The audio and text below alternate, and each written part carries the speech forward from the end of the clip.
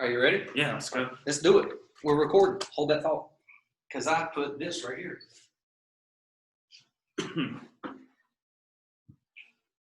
All right, everybody. Welcome to the show, Mr. Matt Merritt. Right? Oh, yeah, I'm being welcome. Thank you. Yeah, absolutely. We welcome everybody. Good. It's great to be here. We try to. And thank you to Red Buffalo again for letting us have another episode of Appetite for Discussion here. But before we jump into tonight and all the crazy stuff that you do, you were just sitting here saying that you were binge watching essentially all day today. What was it again? The Dark Side of the Ring. Is that not a great documentary? It's great, man. And what's funny is my wife and I watch it together. And I watched wrestling when I was a kid, or as we call it around here, wrestling. Wrestling, that's right, baby. When I was a little kid, so I was really into it, in the 90s and stuff. And I grew out of that phase, thankfully, I guess. But no, it's coming back around. It's really cool, right? You watch it back, and it's all these guys that you kind of knew, and then you're like, man, I can't believe that was going on in their lives. And what I do is somewhat similar to that. Of a subculture of people doing stuff that others don't understand. So it intrigues me. Absolutely. And we have a little sub-podcast YouTube thing going on here under the Appetite umbrella called Sips, Strips, and Flicks, where one of my great friends, Kevin Head, and I, we talk about music, documentaries, movies, and alcoholic beverages. Didn't even have to be alcoholic beverages. But one of our first episodes is we talked about Dark Side of the Ring. Oh, yeah. And how awesome it was. So let me ask you this. What has been your favorite episode? No, your most shocking episode so far? I'm not gonna do really good with names, but the one where the guy he gets killed in the locker room. I was gonna say Bruiser Brody. Yeah, Bruiser Brody. That to me was just like, it sort of just faded away, like nothing ever happened. Kind of in the end, and sorry, spoiler alert. Yeah, well, if you're a wrestling fan, then you know what happened already. But yeah, so literally it was like washed, wiped under the rug and just done. Nothing to talk about here. Yeah, it was kind of like Jeffrey Epstein or something. It just sort of went away, didn't it? Jeffrey who? Jeffrey what? Yeah, that's another great Netflix documentary. Oh, it's fantastic. We're going to be sampling that one or reviewing that one as well. But I think watching Dark Side of the Ring, like you said, that's an organic way to transition into what it is that you actually do. Yeah. So for those of you who don't know Matt, or if you don't follow him on social media, you're going to after this episode. But you have a very interesting career that I know zero about. I have no idea what the hell it is you do. Actually. Yeah, and I kind of don't either, to shoot straight with you. So no, I've tried to actually change my title recently. I'm a rodeo clown. Professional rodeo clown, entertainer, and now I'm adding sponsorship activation specialist. And we can get into why I'm doing that later, but it started out as a rodeo clown. I can explain the history of that if you want me to. Sure. But then we became entertainer later. And here, I'll just jump right in and explain to you why. Jump on anybody. So my thoughts are that rodeo started, it was one of America's first forms of entertainment. They were people getting on horses and bulls and things in these smaller towns, and the only thing that they knew for entertainment was the circus. The circus used to come through on the train and bring all these animals in these tents and stuff, and they would have clowns. Well, the clown's job, if you've ever been to a circus, and if you watch, there'll be ring one will have elephant show going on in it, and then as they're getting ready to move to ring two for the trapeze artist or whatever, clown would run out and do a little skit. Well, that's to take your attention away from the work being done to get ready for ring two. So rodeo started picking that idea up, and they would have the bullfighters and the workers just dressed like clowns, so that in that downtime, they would run out and do something silly, or ride a bull backwards, or spray powder out of make a huge distraction. Yeah, just something to get your as an audience member to make sure you got your money's worth, and you didn't miss any action. There was always something going on. Well, then over the years, it's really morphed into where it used to be the bullfighters that did that. Now it's just what I do. I don't fight bulls. I'm scared of them. I don't want anything to do with them. I literally just entertain. And then I'm kind of parlaying that into sponsorship activation specialist, which I know sounds ridiculous, but trying to find a way to make some more money in what I do. And sure. And I create games and stuff, like you've been to minor league baseball. All the time. Yeah. And they'll say, hey, let's go now to the Pendleton Whiskey Shot of the Night, or the Red Buffalo Who Can Drink the Fastest competition. And you I like it already. So that's what I'm trying to come up with, and it tailors events specifically to the sponsors that are there. Yeah. And so that's where I'm going with it. So, I mean, it sounds like by the way, again, I know nothing about rodeo, bulls, horses, or barrel racing, none of that. Only thing I know is what I've seen on Yellowstone. Hey, that's interesting. I actually have been on the text today, and I've got an outside chance of getting to be on there. Shut your No, if it happens, it'll be Monday, Labor Day. So I've got to be in Cumming, Georgia, which is just 45 minutes north of Atlanta. And then if I can catch a flight that Monday morning and get there, they're having a little event. Did you watch the last episode? You know I did. Did you see the part where they met the rodeo legend Steiner? Yep. So those guys, which I did not know him by the house. Yeah, he's a big legend in our sport. He was a guy that did some things that nobody had ever done. He was kind of a rock and roll star, like almost a professional wrestler type guy. I like him already. But anyway, those guys are having an event called the Riggin' Rally in Darby, Montana on that day, and they're going to be filming some stuff. So I've got an outside chance. I'm not like hired to go there for Yellowstone itself, but I'm really good friends with a bunch of the stunt guys. Yeah, met quite. I know a lot of those guys really well that work on the show. And that's the cool thing about our little subculture is when something Western comes up, like we get to be in those movies and we get to be a part of that. They want our input a lot, so it's cool. Dude, that's awesome. Yeah. Who would have known? I love that show. We actually, on Sips, Strips, and Flicks, did a review of Yellowstone and Buffalo Trace whiskey at kind of at the same time. But I'm a huge Ryan Bingham fan, and so is Kevin. And so we've been tweeting at that guy trying to get him to give us a little, just a little something on our show. But he's a stud. Oh God, he's a stud, man. Yeah, he's really good. And again, I don't want to bring up what's going on with the show in case you haven't watched it, but yeah. Well, he tweeted the other day. I was at the beach and didn't see that, but spoiler alert: someone said that Ryan Bingham wasn't finished with this show. He and tweeted, I hate to say that I'm right. Yeah. But it was right. you. It was me. It was me. Yeah. I mean, if I have to blow my own You're horn, like a meteorologist, except you know what you're talking about. only 50 years. Yeah. But what a great show, man. Obviously, the season finale is next week, but it wasn't series finale, so I'm hoping that they are going to come back. Obviously, they are, because my intel says that they are filming the Monday of Labor Day. I get Memorial Day and Labor Day mixed up. It's Labor Day, September first Monday. That is Labor, yeah. So anyway, mixed up too. Apparently, from what I understand, they're filming there. Well, I actually do a podcast too, and one of my guest, his name's Dwayne Hargo. He's a bullfighter, so he does the tough version of what I do. But he's the I can't think of the character's name. The guy that lives in the bunkhouse. He's the black guy with the beard. Colby. Yeah, he's his stunt double. Really? Looks just like him. It's really cool. But he does all his stuff, and then well, dude, he got beat up in the river. Yeah. I don't know if that's my buddy in the river or not. I need to text him and find out if that was him. Yeah. What a great! I actually just ordered myself and my wife some shirts. Oh yeah. For them. Cool. The bad bad thing is about it is every female thinks they're Beth Dutton now, and it's getting dangerous. So here's what's funny about this, and I mentioned it. It is dangerous because I told my wife, she never watched season 1, and we got through season 2, and I told her, I said, babe, you have to watch this show because you don't understand. Beth Dutton is your spirit animal.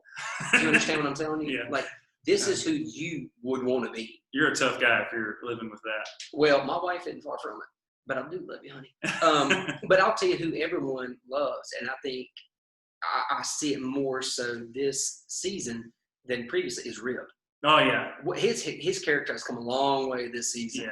So that guy, my friend Richard, he's a guy that I work with all the time.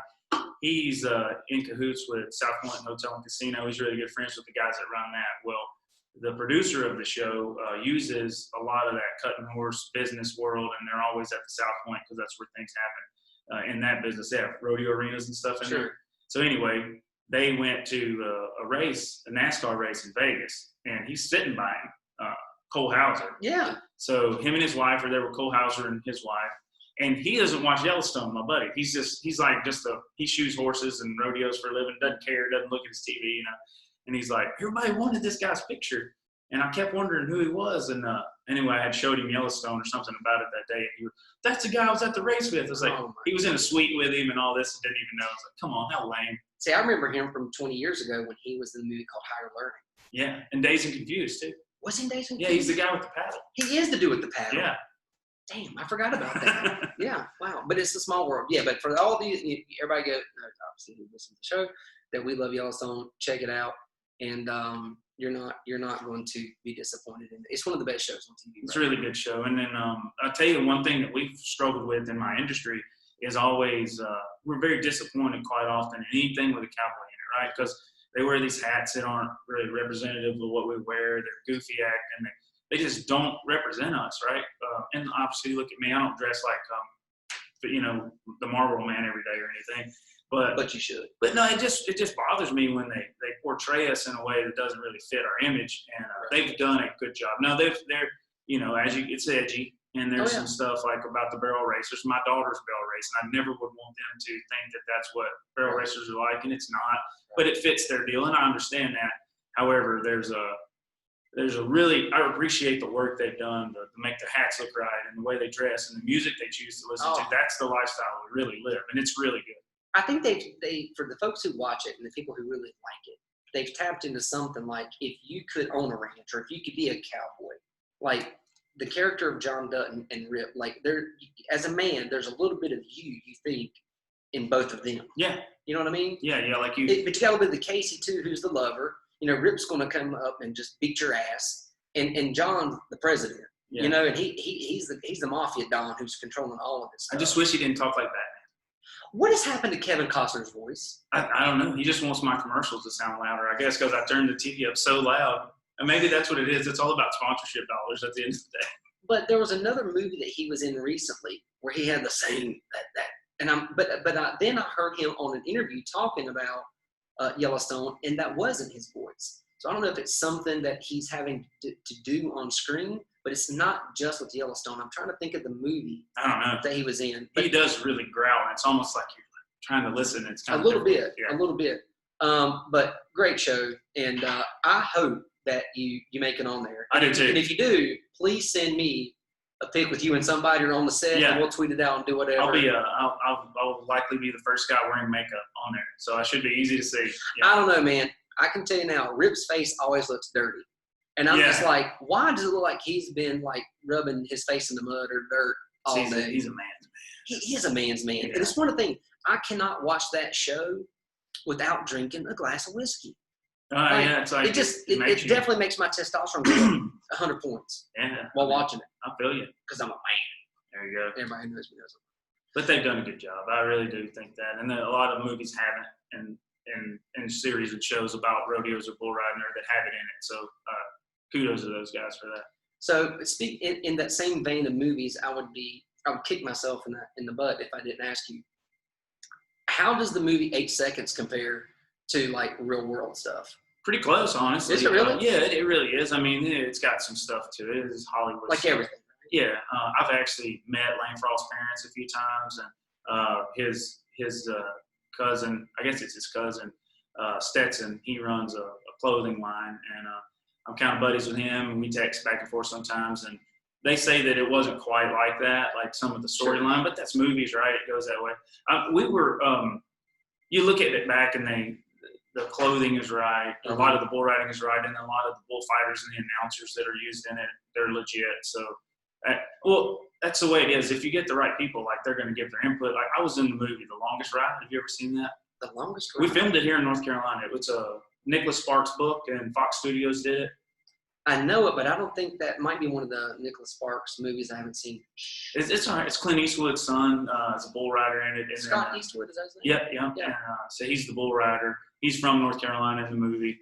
We filmed it in Jacksonville and in Winston. But anyway, like they went so far, and they had so much input from all of us guys. It was really interesting to see how they would use it and how they wouldn't. Right. What they could get away with. Like he had the bucking machine that he rode to make it look like he was riding a real bull. It had wheels on it. So you've seen the ones at a bar. Oh, yeah. So, may have been on one or two. Yeah, they go up and down and they spin. That's all they do. They don't get out from under you like a real bull would. Sure. So they put like a four-wheel frame on under one and remote control and wheels so that it would travel. Yeah. And then he couldn't do it right, so he couldn't get all the motions down correctly. So we drill holes in it, put eye bolts in it, and dog collar his feet down so they'd stay where they were supposed to. And after we did that, I mean, he looked. If you go back and watch the movie, you watch and some of the camera angles that are coming from under him, it looks as real as bull riding's supposed to look. They really did a good job. But he was bolted in. Yeah, his legs were bolted in, but cheating. he got the upper body down because it's hard to bull riding. Everybody thinks it's a bunch of idiots that are just jumping on the bull for fun, but it's extremely athletic and technical. You're basically your strength will never ride a bull, so it's all about meeting the action that bull gives with a motion that counteracts it. So if his feet are going, his head's down, his feet are going up, you have to poke your chest out, push on your rope, kind of lean back, and then as he goes up in the front, you meet the kick. So you go down and almost hit heads with him because you're taking the power away. So once a guy learns that dance, it's really cool. But it's not just an idiot out there doing it. And I wish we could get our guys got more credit as athletes because Chad Ochocinco tried it once at Madison Square Garden at one of our events. Not good. There's a YouTube video. You guys check that out. So it's interesting, and to go back to Yellowstone, the little kid in last week's episode who rode the bull to show – Rode a horse, yeah, sorry. But you saw that kid was really riding it. Yeah, that's Rocker Steiner. Oh, that's the dude's son. Yeah, it is. They're like a rodeo legacy in But Texas. you could tell, like, that kid's head was snapping. Legit. And all I kept thinking to myself was, he's starting at such a young age. How is he not going to get CTE from this? And is that something that bothers your sport? Very much so. Well, I mean, there's a lot of study that hasn't really. There's not a lot of conclusive evidence yet, but I think everybody's on the same page in every sport, right? So I'm sponsored by a helmet company, actually, 100X Helmets, and they've done a lot. They actually dealt with a bunch of the guys up here in NASCAR, helped them build their first few helmets and create certain padding that goes in certain places to stop some concussions that those guys are getting. Because bull riding of all sports, it's got a unique type of concussion that those guys are getting. I mean, it's one thing to get hit in the jaw boxing or to get pinned up in football, but in bull riding, just falling off the bull and landing on your shoulder can snap you in a much more violent way. So our guys actually in the PBR, which is the organization I work for, Professional Bull Riders, it's like the big one. Yeah. They have a rule, if you're born in October of 94 or later, you must wear a helmet. So they're going to eventually grandfather it in. And the reason they're not making everyone is it's not fair to take a 40-year-old guy like us and he's still trying to finish his career and say, you've never worn one of these, but today's the day and it weighs 3 pounds and guys trying to make a living. You don't want to change what he knows. Sure. But eventually all at the junior high school level, collegiate level, they all wear helmets. And what's the name of the helmet company you're sponsored by? 100X helmets. 100X. Shout out to 100X. Yeah, they're good guys. They really care about the athletes, and I think that's very important. My profession is I'm a nurse. So when I first saw him riding that bull and how much it was bucking, I was like, how easy would it is for these guys to have a brain shearing injury? Almost like you see those a lot of times when you get a blunt force trauma or there's a bicyclist that's hit from behind and the brain goes forward and it goes back and it doesn't rip apart, it shears, kind of like it shreds like this. And I was just thinking, oh my God, this kid, like he's really riding this horse. Like, how is this not just, if we're not careful, noggin juice is going to be coming out of his ears. I think in the bareback riding is what he was doing there. Yeah, it was. So your hands bind it in there. You're holding on, but it's like your leather glove has a little nipple that comes off on the pinky. Yeah. And you get it in this rawhide handle. And once it's in there, it's pretty well in there. The only way to get it out is to wedge your elbow up. Really? So it's kind of locked in. Yeah, you're basically locked in. So with that, and then he's got that long hair, but they wear a neck roll, most of those guys. And it is violent, but it's not. I don't know of any bareback riders that could really. I hear way more trauma in brain injuries and concussions and things with bull riders, not the horse riders. So heck, I don't know. I think me, like I don't want to do any of it. I think it's all ridiculous. I like to tell jokes. Well, yeah. I mean, I just but those guys are doing something dangerous, obviously, and it takes a set of balls that are just brass and huge to do it. I'm never going to do it. But I cannot imagine when I think of like a rodeo clown and what you guys are doing, this isn't just some Joe Schmo off the street. I mean, there is a athleticism that has to go into what you guys do too, because you don't want to get hit by a bull or whatever. You got to get out of the way. You have to be nimble. You have to be quick. The best guys that are protection athletes or bullfighters, the best guys never they don't want to get hit, right? There's a bunch of guys out there that'll strap on the outfit and they'll run out there and they'll let bulls run them over because they get their picture taken and look cool at the amateur level, right? But when you start kicking it up into the guys that are really making a legit living, they have endorsements, and they're the real deal. They're such pros. Like, they practice this, they work out like a regular athlete would, and it's just their job to get the bull's attention if the rider jumps off or he's bucked off, and they just lead them away, and they keep themselves safe, because if they get hurt, well, then another one of their comrades is going to have to step in there to save them. So now it becomes a cycle of bad stuff. Yeah. If you ever get hit, so they try really hard, and of course they take shots. But again, be very clear, I am not a bullfighter. I'm terrified of them. I tried it for like 2 weeks when I first started. I do have to get in the barrel every now and then. I've actually just booked the big rodeo in Fort Worth, Texas in January, which it's really long. It's like 25 days. But I'll have to get in the barrel there. So you'll serve as like an island of safety when you're in the barrel, and they'll turn out what they call a fighting bull. So have you seen, like in Spain, those? I've actually been to a bullfighting in Spain. Okay, so that type of animal. You know how people say pit bulls are mean? Yep. All right, I won't say that, but I will say that certain dogs smell really good. Yeah. Certain dogs swim really good, right? Cattle are the same way. Every animal and horses all have, like within their species, they have specialties, right? So in the bovine community, the Corriente, or that Mexican fighting bull, is legit mean. Like, he's just going to kill you. He's going to run over anything that moves, cars, people. He doesn't care. And by the way, the only reason I know what you just said is because I have 3-year-old twins and we watch Ferdinand. Yeah, Ferdinand is like, I'm serious. That's the only reason He's made that. God made him mean. Like, they're mean. There's no one torturing these things or making them do anything. They're legit hot. So they'll turn those out to fight for the crowd. So when I say fight, in Spain, they stab them and kill them. And I totally am against that. Sorry if you're from Spain and you're for it. I think it's inhumane and ridiculous. It's okay. It's cultural. In America, we do what we call American freestyle bullfighting. They'll turn those bulls out, and those guys just show what they can do. And they do flips over them, and they make passes by them, and they get as close as they can without getting hit. And then I would move the barrel in there as a place for them to take a break or to maybe do a trick. They do barrel hops, and they'll stand on the barrel and bring the bull to it. When he gets there, jump over the bull and stuff like that. So that would be the only time that I'm ever really in contact with them, and I don't like that either. So when you're doing something like that, are you at least wearing like a chest protector or something up underneath your outfit? No. Oh, good. Just going okay, perfect. Yeah. Inside of that barrel, it's not. Just going commando. There's pad in the barrel. In the barrel? Yeah. I need padding on me. I believe me, I've thought about it, but there's really no way to. What are you going to do? Like, you're laying on your side in that barrel, and you have no idea if a bull was to get a leg in there, what he was going to hit anyway. So you got to pick body parts to cover. I mean, this is just making me so uncomfortable.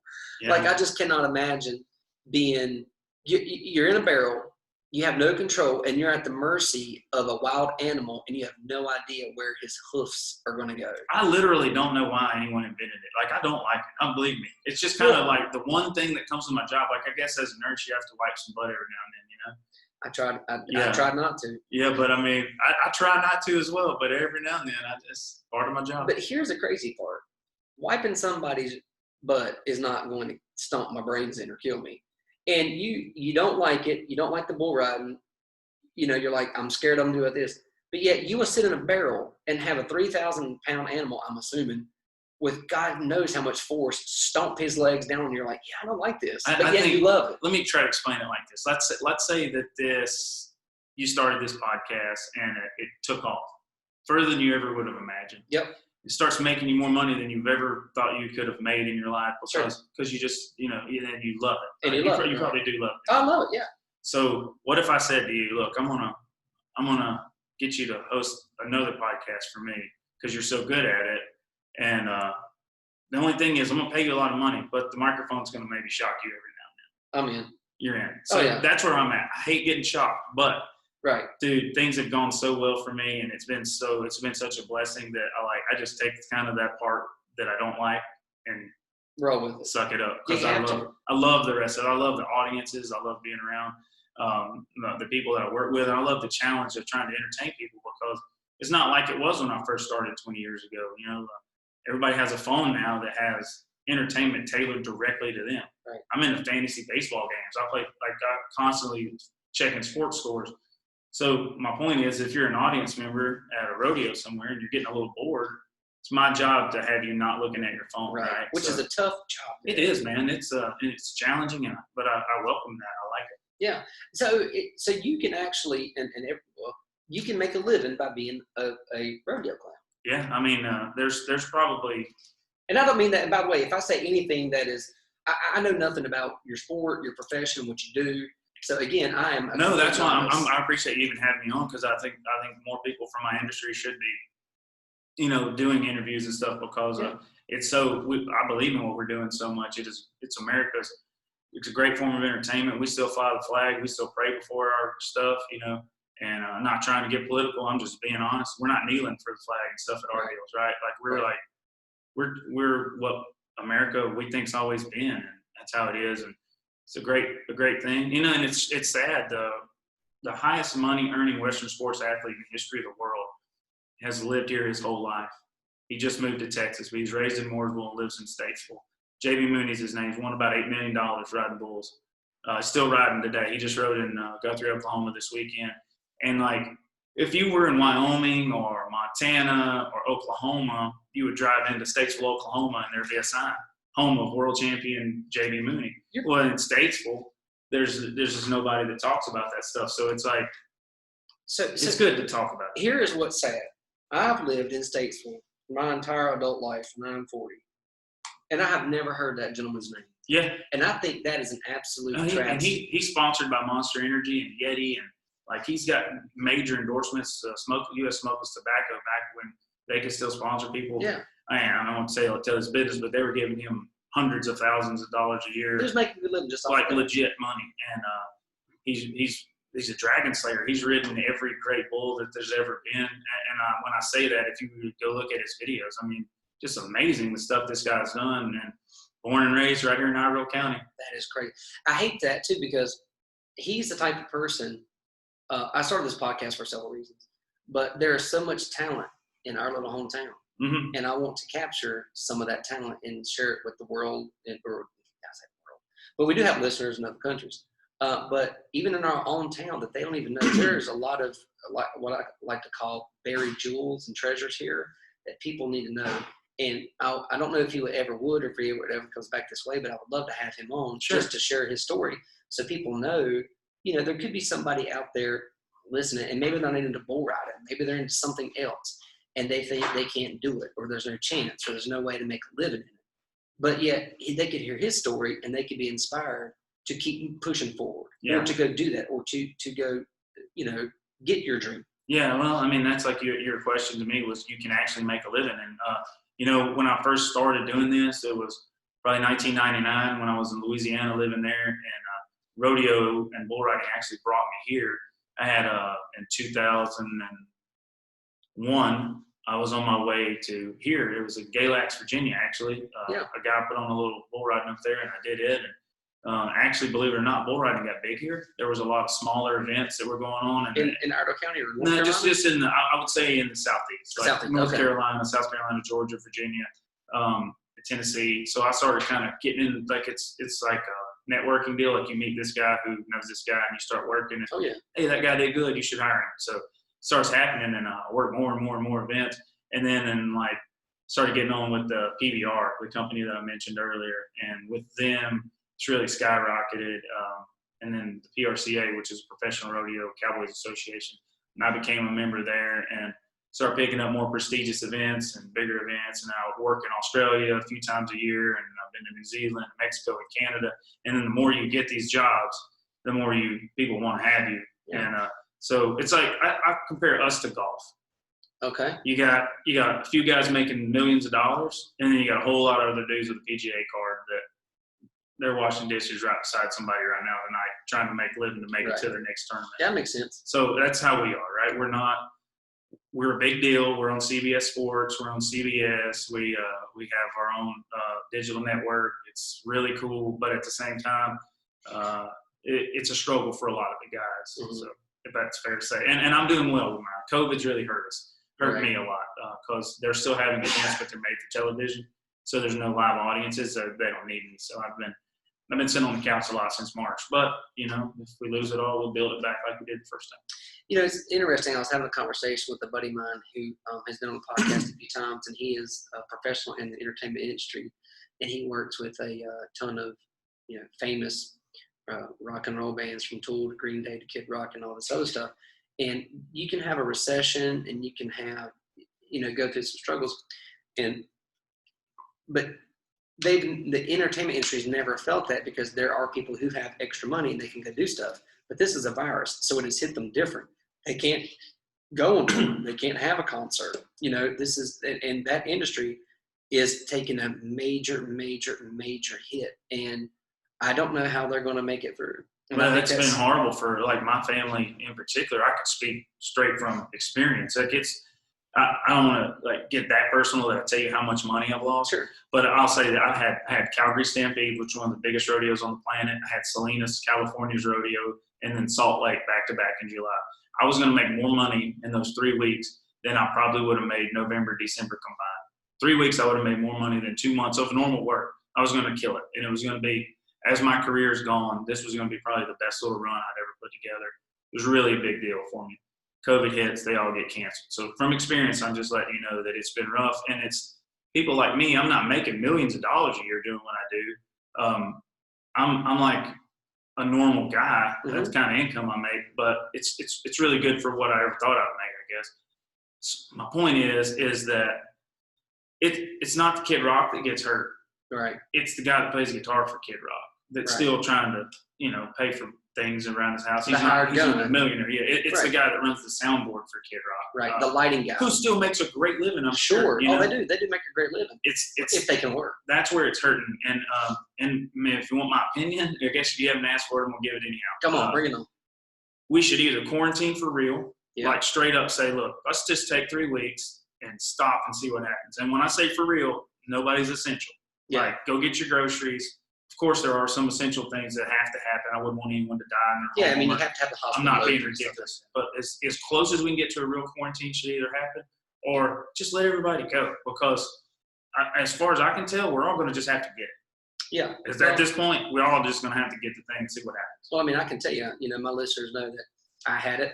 I was able to come through it. It is real. And luckily, it affected. Obviously, my outcome was good. I still can't taste or smell stuff. Still have a little bit of sinus congestion. I mean, I'm not contagious anymore. Hopefully, I built up immunity. But supposedly now the immunity is going to last 3 months. So, I mean, who knows? So I don't know how this thing is going to work. But I think if we did quarantine for, say, 2, 3, 4 weeks, whatever it is, and then we go back out there, because I was listening to a podcast today, and they said that I'm not going to say the country right. I don't think it's France. I don't think it's Switzerland, whatever. But then they quarantined and then went back out there, and now they're having new positive cases pop up.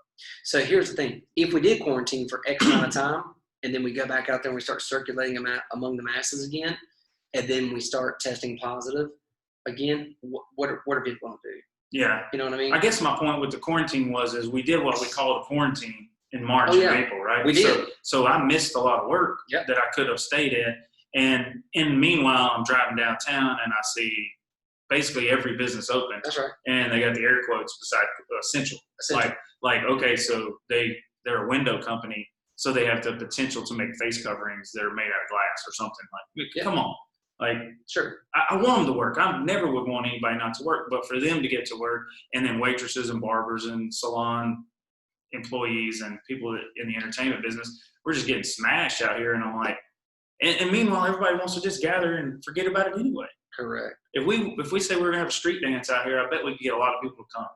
Oh yeah, if you had like a free, we've had an open concert here in Statesville before. Yeah. It helps support a local charity, and I think they're going to do one again soon. But to your point, I think this is the first real time, or at least in our lifetime of 40 years, where the entertainment industry has really been impacted by an event. Mm-hmm. And I think this is the first time we've ever dealt with, obviously in our lifetime, a virus like this. Yeah, it's been crazy, and everybody's an expert. Everybody's got knee-jerk reactions from Facebook articles they read, and no one really knows the truth. I'm like you, absolutely, it's real. I have a friend that just got over it, like you, and he said the same thing. Like, it's legit. It wasn't fun. No. Yeah, he said it hurt, and he lost taste and smell like you did. But at the same time, he said, I could do it again tomorrow if I had to. I would differ from him. I would not do it again tomorrow. And my wife actually was really super sick. And we took a drug called budesonide. And luckily, it's an inhaler. It's a corticosteroid. You take it via nebulizer, like these pipe. Yeah, my daughter uses that. Yeah. Yeah. Okay.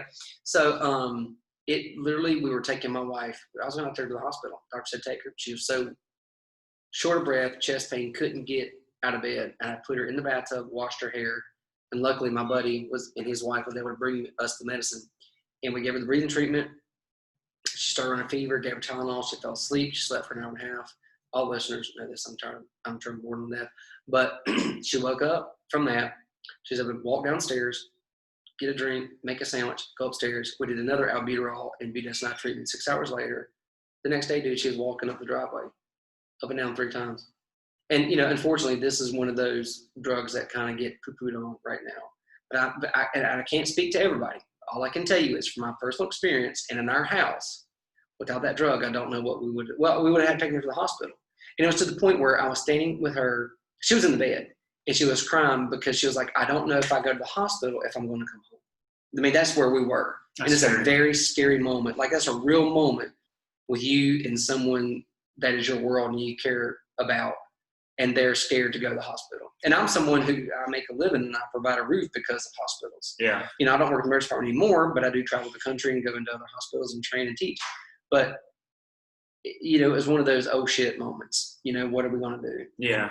Life luckily, can slap you in the face. It will. But luckily, I've got a great group of friends, some of the best guys on planet Earth, and they're physicians. And they asked me what I needed, and I said, I think this is going to help. And I got it. So, and shout out to you. That bottle of whiskey's coming, my friend. Yeah. But again, doesn't help. Maybe it doesn't help everybody. I can just say from my experience, and I've never seen nothing like that. And I'm so glad we had it. But I hope that this turns around and you guys can get back to work, and other people in the entertainment industry can get back to work. I do want to go back a second though, because you were talking about how athletes, guys who do this professionally, don't get enough credit. Yeah. I hate to go back, but watching Yellowstone and watching these guys, right? I can only imagine you have to have, like, these guys have to train. Like, I was thinking to myself, like, these guys aren't just dumb rednecks or cowboys who go out and get drunk. They come home from the bar at 3 or 4 o'clock in the morning, and they get up and work, and then they go ride a bull. I'm sure those guys exist because they exist in football, baseball, basketball, and all professional sports. But to be the best of the best, you have got to train with nutrition and everything else. And by the way, if that burnt bothered you, my wife cooked broccoli tonight and burned it, so I apologize for that root smell. Love you, honey. But I thought you couldn't taste. But I can't taste. But I knew it was burned because it was black on top. Okay. And she was like, I burned this, and I was like, no. Good news is I can't taste it anyway. But yeah, the guys they have to. Well, okay, JB's an oddity. JB smokes cigarettes. JB is thin as a rail. JB wins mentally. Like, he just has the mental game figured out. He's like, you see some of those iconic photos of, like, I don't remember the guy, but the quarterback sitting on the sidelines and the Cleveland Browns or whatever, having a beer and a cigarette. Yep. That's JB. But he's a unicorn. Yeah, but he's the unicorn. And then, like, a lot of the younger guys that are good, like this guy named Jess Lockwood, he's young, he's a 2-time world champ. He's probably going to earn a lot of money. He's already made millions. But he does a lot of yoga type workouts and stuff, and core and balance and all that. And then the smaller guys usually do good at it. But I think the part of them not getting enough credit, maybe I might be misconstruing my statement a little bit. It's not. I think they get a lot of credit. I think my biggest problem is, and I'm going to be really rude here, but I'm just shooting straight with you. That's what we do. In my sport, there's different levels that are professional, and it's very easy to become a member of these organizations, right? So, like, if you wanted to, you could go on the internet. How do I become a professional bull rider? You could go buy $800 worth of equipment. You could buy a membership into an organization. You could enter an event. Then you could put a sticker on the back of your windshield that said, I'm a cowboy. And you could dress like one and walk around Statesville telling everybody that you're a professional cowboy. And you've never actually gotten one ridden. You might have got on one or two and you really suck and whatever. But there's a lot of posers. And even guys that are competing don't really want to be there. It's like they're doing it so they can meet girls, and they're doing it so they can get along with the party. Yeah. Because believe me, there's girls that chase these guys around like wildfire. Like, it's nuts. Yeah, but there's guys that will do it for those reasons, and then there's the elite that legit just crave it, right? And they're so good at it. So I guess our guys do get enough credit when they're good, but I might be confusing my feelings. It's not necessarily they don't get credit. It's the ones that aggravate me that aren't real. No, and it makes us all look bad, right? Because how many times have you see a guy in a cowboy hat and you're, come on, man. Oh, a lot. Yeah. There's a lot of different things that we could say. They're in X, Y, and Z. And you're like, how lame is this guy being? Like, come on, quit acting like that. And it bothers me that our image is so pure yet so easy to steal. Oh yeah, I get it, man. When I was single and a nurse, I mean, I just, chicks are just digging nurses and chasing us all around town, especially male nurses. Oh yeah. Those bull riders, they really do. I mean, they chase them bad. But isn't that one of those things, to me, that's just amazing. I would have never thought that like chicks dig the bull riders, but I guess there's all of them. There's ladies that are attracted to the NASCAR guys, the baseball guys, Cleat chasers. Well, yeah. When I was in high school, there was a certain group of girls. They were called Bat Girls. Okay. Because they loved the baseball players. Mm. So, if any of you are listening, we still love you. I'm not going to tell who you are, but you're legends. But I mean, I guess it takes all kinds. There's people who look up. I mean, think about this though too. I mean, actually, what the odds are groupies. Yes, sir. But we can't call them groupies anymore because groupie has a stigma. Now if we were in the 1980s, shout out to the Cat House podcast, Ricky Ratton. Groupies were the thing, man. Like it was a badge of honor to be a groupie. Yeah. See, I don't know. I don't know anything about the groupie world. Well, I don't either. Only what they told me. It was a badge of honor. Yeah, man. I mean, if you watch these documentaries about 80s rock and roll, hair metal with Guns N' Roses, Motley Crue, Poison, Rat, and those guys. I mean, the chicks who they interviewed for this stuff, who were groupies or whatnot, I mean, it was a badge of honor. Like, They had slept with Nikki, and they had slept with Axl, and they slept with Slash, and they went on over to CC DeVille. And yeah, it was like this thing, It was like, I guess a sticker on your beer fridge. Yeah. But it's interesting how fame or success can draw, it's like moths to a flame. Yeah, it really is, man. You see those. Well, you go to an airport and you see a really attractive lady with a not so attractive guy, and you immediately never seen that. Wonder who he is. Like, I wonder what he does. Wonder why. Janitor. Why she with him? Yeah, he's a janitor. He's definitely a janitor. Yeah, he flips stuff at the Waffle House. Roger that. Yeah. But we love your smothered, covered, and diced. Yeah, sorry if they're not part of your podcast. If they're not. Don't worry. Huddle House, I don't know what counterbalance. No, I don't think Huddle House is gone, right? I don't know. I see them in certain places. Well, I used to love the Huddle Burger late nights, maybe 2, 3 a.m. over here, where that used to be. I don't even know what 1849 pizzas now. So I don't even know what restaurants are like anymore. I haven't been into one in so long. Well, like when I go to travel for work, they make us COVID test and then get in like a bubble, even though it's for just a couple of days, not like the NBA, but we're in our little bubble. And so we have catering, and I'm with the guys with the same color lanyard as me. So, gotcha. Yeah, it's kind of. So they break you guys up into colors or yeah, because we're like the bull riders need to be together because they got to help each other get ready on the back of the bucket chutes, and then I'm in the arena basically isolated from everyone else. Yeah. But I do have to go to production meetings with the announcers and the music directors and the producers that call for commercial breaks and stuff. So I'll be with those guys. So I'm in the production side, and then the athletes are on the other side, and then they're in subgroups there because the way they'll buck bulls is like they'll buck 10, take a break, 10. So those guys are in little groups, within groups. Don't sell yourself short, man, because you're an athlete too. Yeah, but no, but I just don't want to take. For real. I don't want to take credit for being one of the bullfighters because a lot of people confuse that. That's the first thing when I'm sit down on a plane by someone. What do you do? I'm rodeo clown, entertainer. I don't ever know what to call it, right? Yeah. And they go, "Oh man, so you're the guy that saves lives." Which I'm not. I literally just do the comedy in between because inherently there's a lot of downtime, and we just want the audience to have a good time. So the other thing you said that you mentioned is you're an entertainer.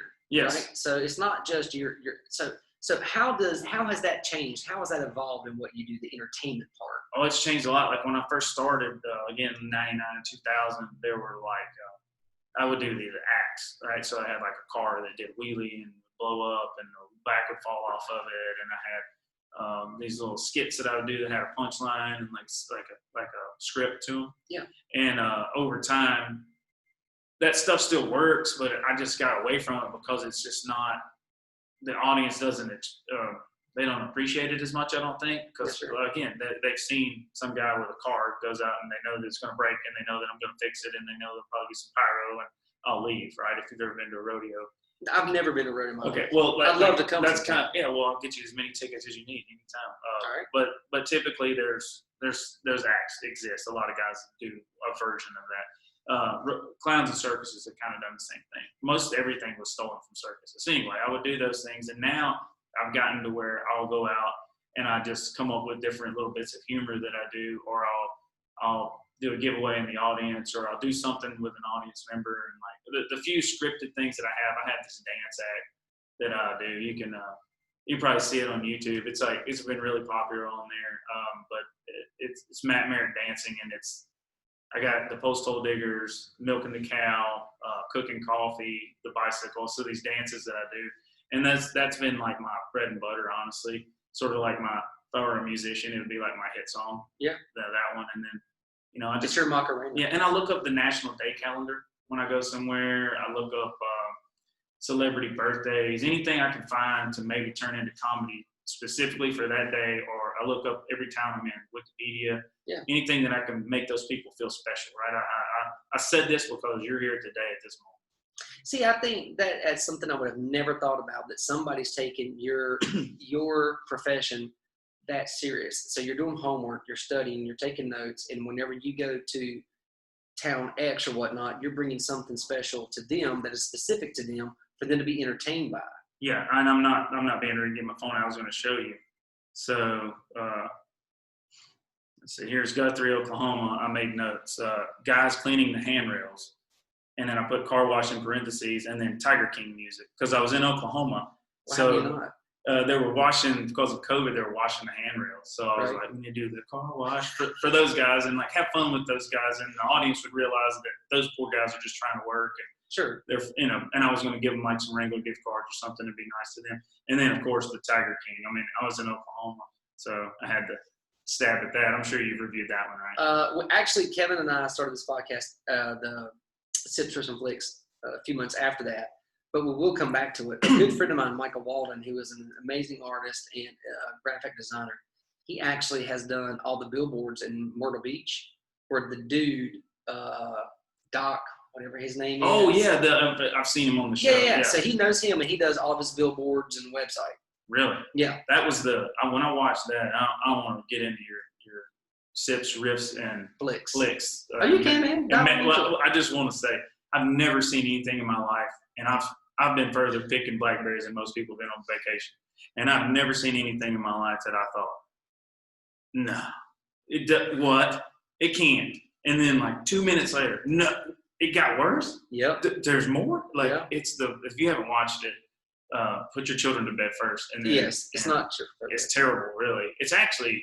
I would never want to watch too much of it, because I want to watch too much of some things, it becomes me for a little while. Like Trailer Park Boys, I started watching that and I got so into it. I don't know if you've ever seen it. No, I haven't, but you best not come to a family reunion.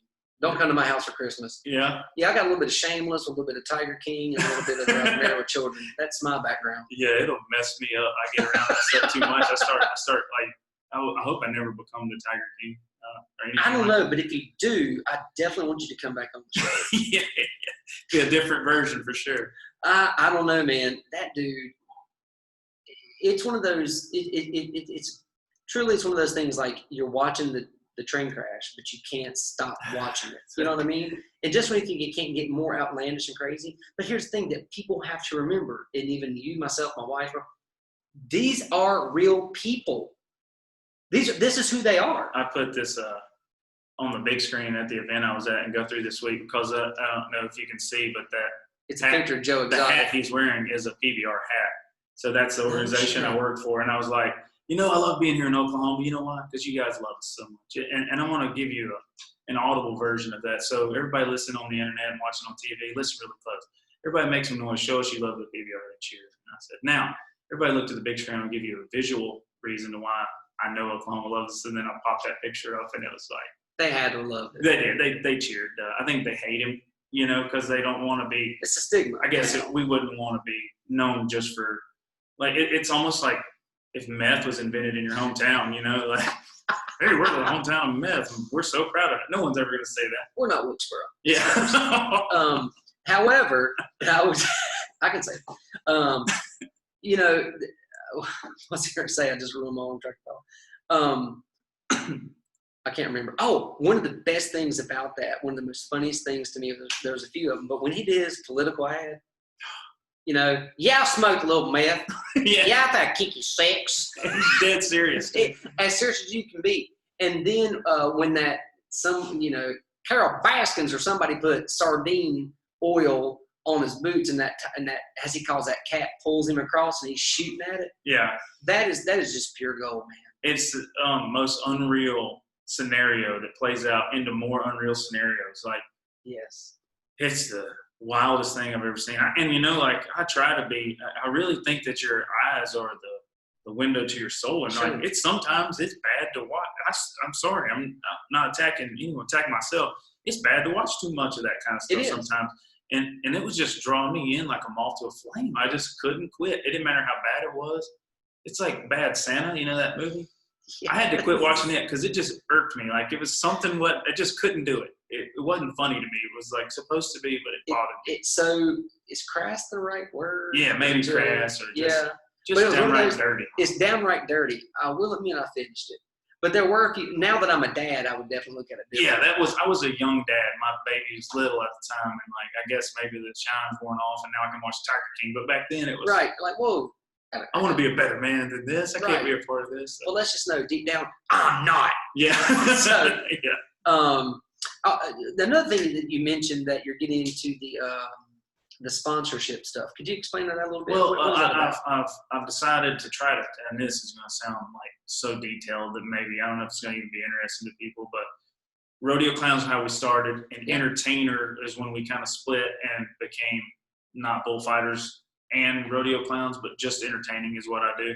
But now I want to also be known as sponsorship activation specialist. And just to clarify, I want to be able to make more money. I want to be able to last longer at events. So if I took my dancing act that I told you about, that's kind of been my bread and butter, to that Fort Worth rodeo I told you about, it's 20-something performances. So I do the same 3-minute, 4-minute act every night? No, I need to do something new. So how hard is it to come up with that kind of amount of comedy? I usually end up doing, I would say I probably speak 45 minutes in a performance. So if you think of 45 minutes, and it's all different segments, like you're in for 2 minutes, you're in for 4 minutes.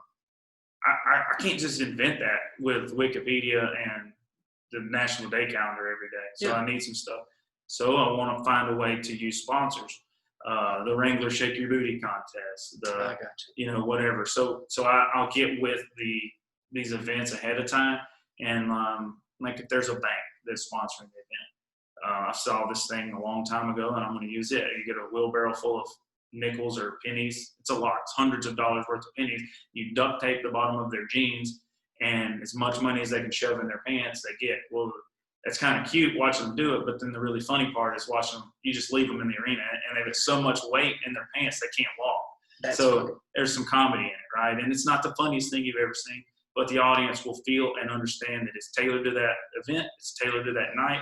It's made for them to enjoy, and then we can. And who doesn't like seeing someone win free stuff, right? Sure. So that's kind of a new angle that I'm bringing, and I'm proud to say that I'm like the only guy trying to do that in my industry right now. And trying to push it forward because I want to be different and make money, and I think that's what guys are missing. So who do you pull from as far as like a comedic inspiration? Man, it's hard to say. Like being around my friends, my brother-in-laws and stuff, and hanging out with those guys. You know how it is. I don't know if you have any brothers. I don't, but I got friends that are like brothers. Friends that are like brothers. And you just be yourself. You just rag on each other and mess with each other. And I got a really good friend in Montana. His name's Brad Narducci. And Brad's a Native American. He's funny because his last name's Narducci. He says he's Italian Native American, so he likes buffalo pasta. So anyway, he's really funny like that, right? He's always got comedy, and we talk every day. So I'll think of something funny and call him, and he'll think of something funny and call me. And I just like on my phone, I have all these notes, and it's like stand-up comedy, right? Like they have to try their material out. And I come up with little jokes and one-liners and things that are going to work. And sometimes they do, and sometimes they don't. Sometimes they don't work till the third or fourth time I try them. So I constantly work at it because I'm blessed to have a job that gives me 3 or 4 days at home. Yeah. I typically only work 4 hours a week if you count the actual time that I'm in the arena. Yeah. So. But you got a lot of prep time too. Yeah, it doesn't hurt to work, and I, like I said, I do a podcast, and I'm actually starting I haven't launched it yet, but I'm getting ready to launch it really soon. I created this character. I'm going to do like this internet hunting and fishing comedy show, and his name's Chet Charter. And he's got a tagline. It's smiley eyes closed, and he smiles real big when he does something funny, and or when he catches a fish or kills a deer. So I know a dude who smiles with his eyes closed. So when I saw you, that automatically. I'm trademarking that, so tell him too late.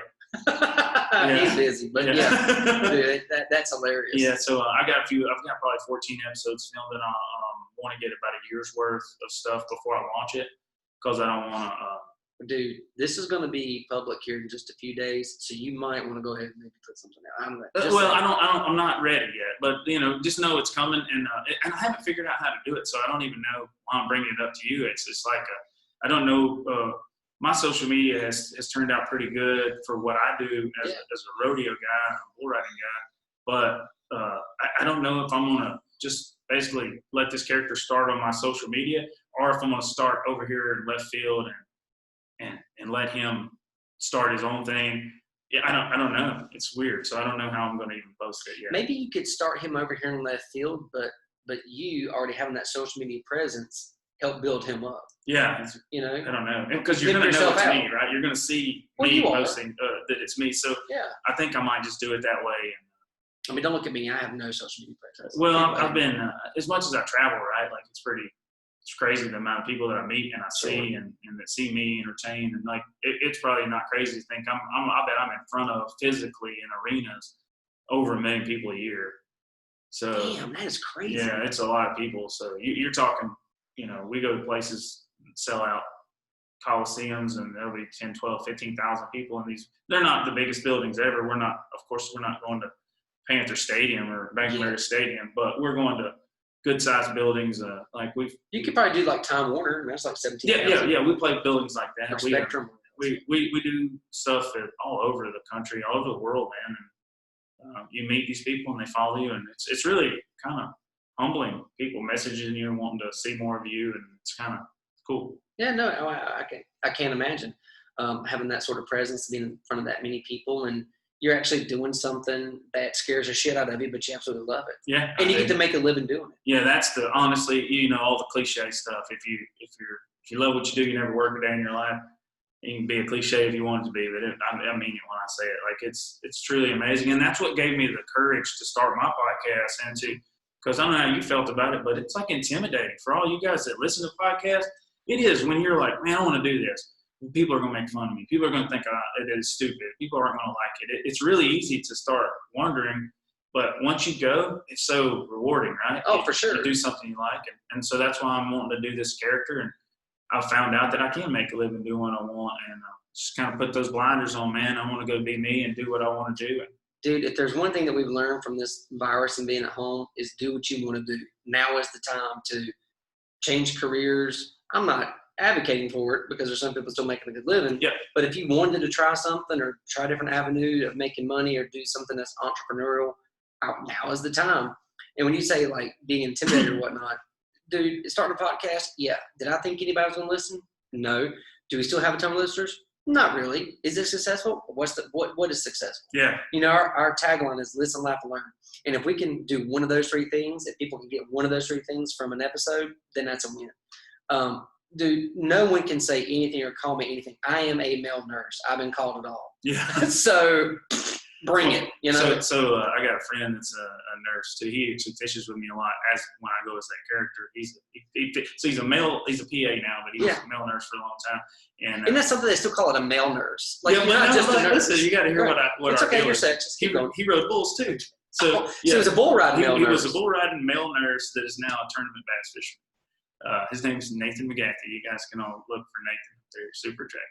But anyway, what kind of nurse are you? His response, naughty. Every time, naughty nurse. He'd never say male nurse. I'm a naughty nurse. Well, I will tell you, being a male who is in a nursing profession does have its benefits and perks. I bet. So I've been told. Yeah, Yep. I've been told. Yep, so I've been told. Hey, I appreciate everyone in the medical field and all that they do. You know, I've been with a lot of people, my brother-in-laws in particular, who all live here in the Statesville area. When they hurt riding bulls, they rode bulls, serious injuries, and they have a friend that's a nurse. And you talk about helping them. He's a male. I don't say his name because he works right here in Statesville. And Sure. I don't know if he wants it said, but he would help them through medical things that, like where they were hurt and they couldn't.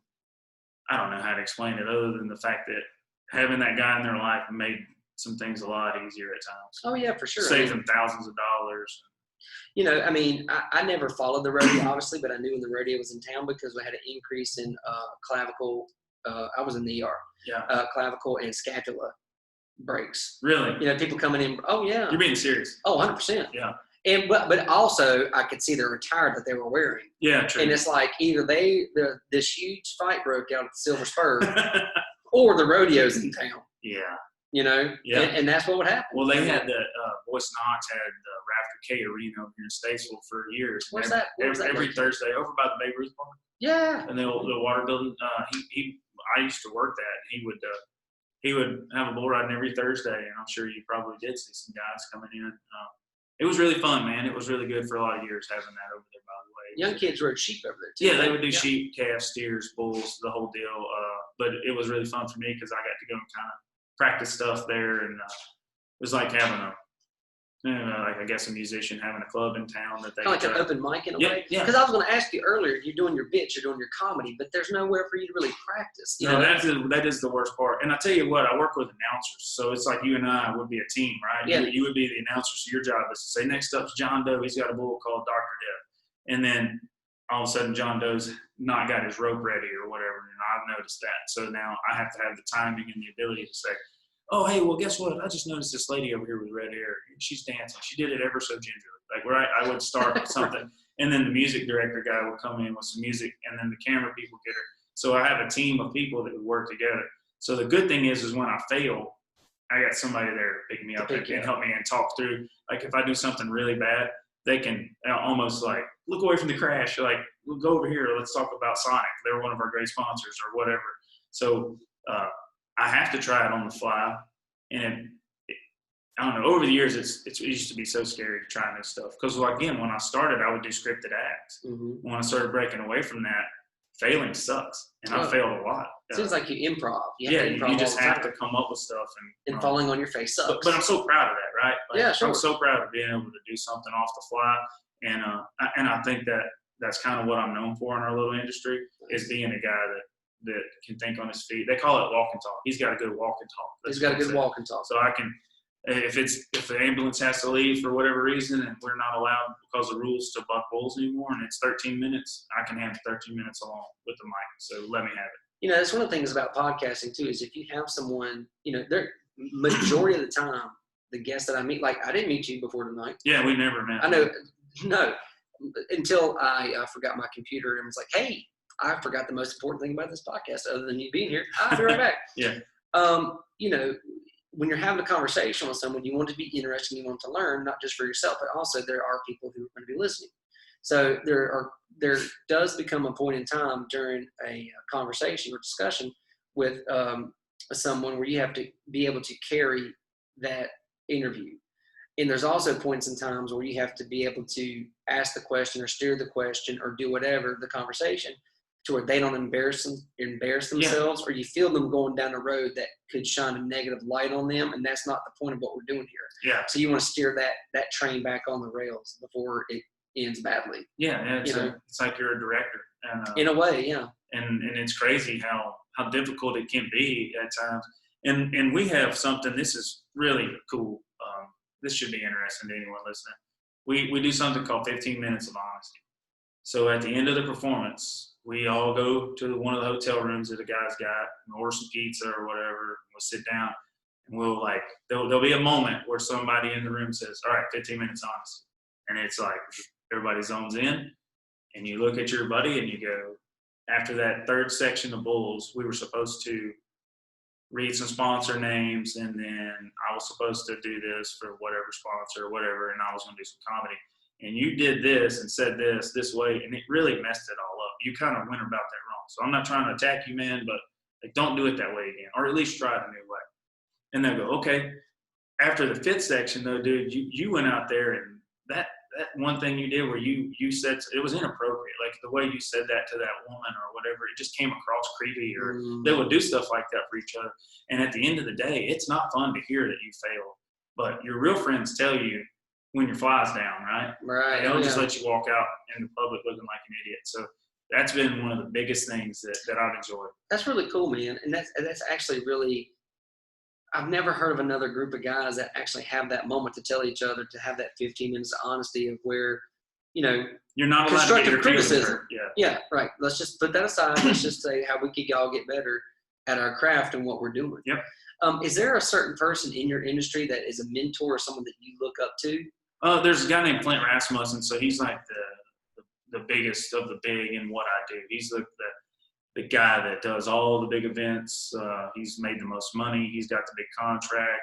He's the Babe Ruth of rodeo clowns, if you could ever have one. He's got he's a big deal, and he's super talented.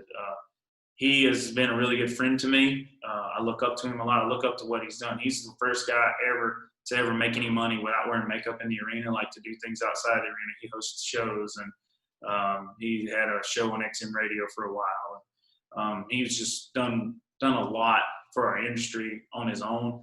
And then he's 52, 3 years old, and still jumps around like a wildcat in the arena. He takes care of himself. Yeah, he does. He's had a heart attack. And see, I've been privileged enough to get to know him, and he's been on my podcast, and I saw him last weekend. And if he can't be at an event, I get to go in his place. So the most intimidated I've ever been was because I look up to him, right? Like, I don't know, maybe everybody else in the world doesn't think of him what I do. I assume they do. But filling in for him, my first time, it was a CBS broadcast event, big deal. We're in Tucson, Arizona. My wife and kids went with me because it was the big shot. It was like getting a call to the major leagues, right? Yeah, like, absolutely. I've been working for this my whole life. If I quit the day after, I could say I made it. Right? Yeah. So I go, and we go to the production meeting, and they tell me, all right, you're going to open the show. So that means dark house, pyro, smoke. First person they see and hear from is you. What do you want me to do? Well, just go out there and pitch it to the video. Kind of like the PBR starts now, and then the video, it'll go, you won't see me anymore, and it'll go to the video. So I'll go out on the deal, and I was like shaking, scared, Of course. And I said, hey, what's up, Tucson?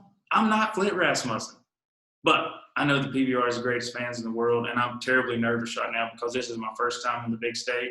I'm going to do my best to entertain you, and knowing that you're the best in the world, I'm going to count on you guys to help me through this. So what do you say? Are you ready for the PBR? And then the screen comes up, and like I had all this release, like just so comfortable. And I talked to him on the phone after, because it takes a while for it to start. And he was like, yeah, you're going to do great. And like, so cool. And he didn't have to be that way, right? I was filling in for him. And I mean, no one's going to ever take his job, but theoretically he could have in his mind thought, man, if this kid's really good, sure, I might be out. But he didn't ever act like that. He was awesome to me. So yeah, I look up to him a lot. And that's doing what I do. And then there's other people that announce and play music and produce events that I really like to go to with questions. But see, the thing is like he's the Babe Ruth, right, of baseball, but you could be coming up as the Mickey Mantle, right? Yeah, I hope so. The torch has got to be passed. Yeah, I hope so. And that's what you're wanting, right? Absolutely. I want to make a living at this. I want to go as far as I can. And I always said, really, this is a Springs goal. I want to make so much money doing it. Not so much. I want to make enough money that it doesn't matter where I'm at in the world. If I want my family to go, say Tuesday, maybe I've had this event planned for 6 months and it's in Sydney, Australia. If I just say, hey, I want to take my kids. I want to have the 10 grand sitting around to just go, sure, let's go. Let's go. Go out and buy some tickets. Right. I'm not there yet, but that's what I want. I want to make enough money to where, because that's the thing, man, having a family and traveling, it's a very difficult. Mm-hmm. My wife's unbelievable because you can't do this and I have a farm. We have animals. We have all this stuff. And if I'm gone, who's there? We homeschool. My wife does it all. So the ability to, are we having another earthquake? No, I think just a mini concert outside. I got damage at my house, by the way. Did you really? Yeah. I was in Hilton Head on vacation, so we didn't film that. It was real. It was, my wife and I woke up, she's like, what is that? I said, immediately, it's an earthquake. And, two of my house is 103 years old, and there's a we've remodeled it. It took us 4 years. It's awesome, but a couple of the walls kind of buckled a little bit, like it's that shiplap, and it kind of popped out. So you can see it like. Yeah, it's not like it's not structural. It's not scary, but it's cosmetic. But it's damaged from an earthquake. Who would have ever thought that? That house has been there 100 years, and I guess it's never had. We put a heating and air system in it, so I guess after being 60 degrees for a year, the wood cured or something in a way that earthquake affected it. So I just took it away to left field. Not bad. I get a little ADD. That's what we do. I mean, we go out in the weeds and come back and do whatever. Lost like a ball in corn. There was something you said earlier, like I go out something with blackberries, and I just could not stop laughing. I've never heard. I've been further picking blackberries than most people have been on vacation. That I don't even know what that means, but I love it. It means that you've heard it's not the years, it's the miles. Yeah. By God, it's the miles. I've been the miles. I promise you. I'm 38 years old. I've been around the world. I don't know how many times. Like I would never take from our servicemen and women and the things they've done because they're just unbelievable. I could never compare to anything that they've done, the traveling they do. But aside from that, in the entertainment business for a rodeo guy, Lord, I've been, I've traveled 45, 50 weeks a year for 20 years. And it takes me anywhere and everywhere, driving, flying. I've been trains. You're like a professional wrestler. Yeah, except I don't get murdered in locker rooms. That's right. Or dropped off the top of the stadium. Well, maybe. I tell you what, that was kind of my goal with my podcast originally, and I've only done about 70. I've done 70-something episodes, but it kind of ran out of people to interview, sort of, especially with COVID. I'm not around a lot of guys right now. I don't really like doing it over the phone as much. I can, but anyway.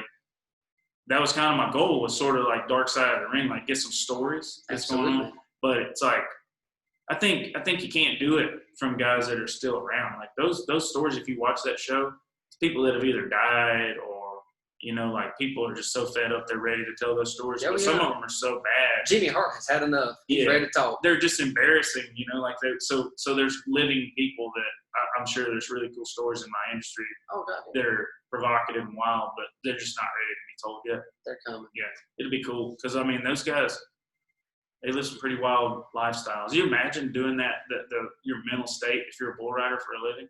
No, my nerves will be shot, man. Yeah, they're just wild. They have to live that way, and they have to think they're invincible.